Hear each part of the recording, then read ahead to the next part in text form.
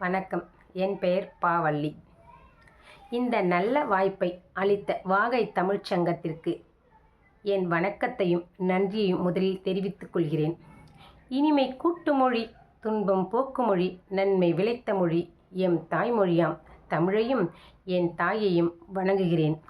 வள்ளுவன் தன்னை உலகினுக்கே தந்து வான்புகழ் கொண்ட தமிழ்நாடு என்கிறார் பாரதியார்.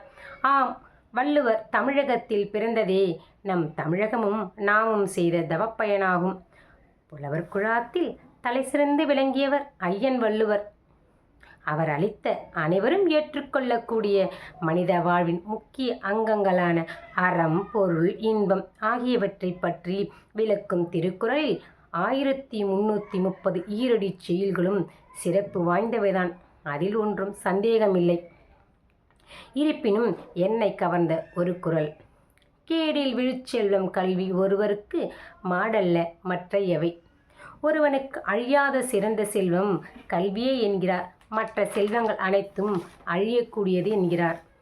மனிதனால் பிறந்த ஒவ்வொருவருக்கும் கண்கள் எவ்வளவு முக்கியமானதோ அதேபோல் மனித வாழ்க்கைக்கு கல்வி முக்கியமானது. ஒவ்வொரு அன்னையும் தான் பெற்ற பிள்ளைகள் அனைவரிடமும் அன்பாகத்தான் இருப்பாள். இப்படிப்பட்ட பாசமிக்க தாயும் கல்வி கேள்விகளில் சிறந்து விளங்கும் மகனையே பெரிதும் விரும்புவாள். இதனை புறநானூற்று பாடல் வழியே அறிய முடிகிறது. கல்வி மனித இனம் தோன்றிய நாள் தொட்டு ஏறத்தாழ அவ்வளவு பழமையுடையது. கல்வி வெள்ளத்தால் அழியாது, பொருட்செல்வம் வெள்ளத்தால் அழிந்துவிடும், தீயால் அழிந்துவிடும், பிறரால் கவர்ந்து செல்லப்படும், பிறருக்கு வழங்க அது குறைப்படும். ஆனால் கல்வி செல்வமோ பிறருக்கு வழங்க வழங்க மிகுதியாகும். வெள்ளத்தால் அழியாது, வெந்தனால் வேகாது, வேந்தராலும் கொள்ளத்தான் முடியாது, கொடுத்தாலும் நிறைவின்றி குறையுறாது, கள்ளர்க்கோ பயமில்லை, காவலுக்கோ மிக எளிது கல்வி. மேலும் நாலடியார் இம்மை பயக்குமால் ஈய குறைவென்றால், தம்மை விளக்குமால் தாமுலரா கேடின்றால், எம்மை உலகத்தும் யாம் கோணம் கல்வி போல் மம்மர் அறுக்கும் மருந்து என்கிறது.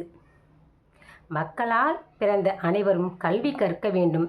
கற்கத்தக்க நூல்களை நீரை நீக்கி பாலை மட்டும் உண்ணும் அன்னப்பறவை போல் கற்க வேண்டும்.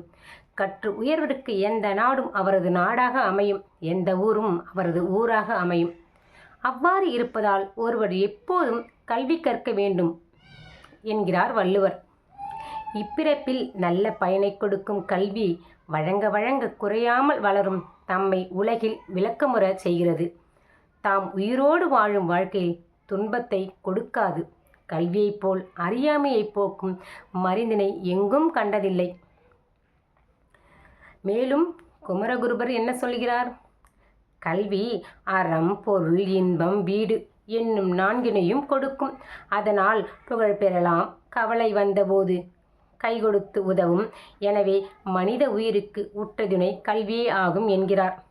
கல்வி பட்டறிவை அளிக்கிறது, வளர்ச்சிக்கு வழிவகுக்கிறது, திறமைகளை அரும்பச் செய்கிறது, நல்ல பழக்க வழக்கங்களை அமைக்கிறது, சுற்றுப்புற சூழ்நிலைக்கு ஏற்றவாறு தம்மை மாற்றுகிறது, சமூகத்தில் உயர்வடையச் செய்கிறது, நாகரிகம் பண்பாட்டோடு ஒப்ப ஒழுக செய்கிறது, நல்லொழுக்கத்தில் ஒழுகச் செய்கிறது, மகிழ்ச்சியில் மூழ்கி திளைக்கச் செய்கிறது, கற்றவனை வளர்ச்சியடைய செய்கிறது, ஆளுமையை வளர்க்கிறது.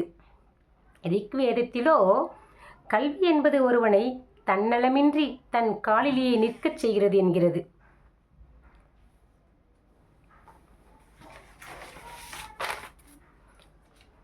ஒரு மனிதன் பெற வேண்டிய செல்வங்களுள் முதன்மையானது, முக்கியமானது கல்வி செல்வமே. அறியாமை என்ற இருளை போக்க வந்த பொக்கிஷம்.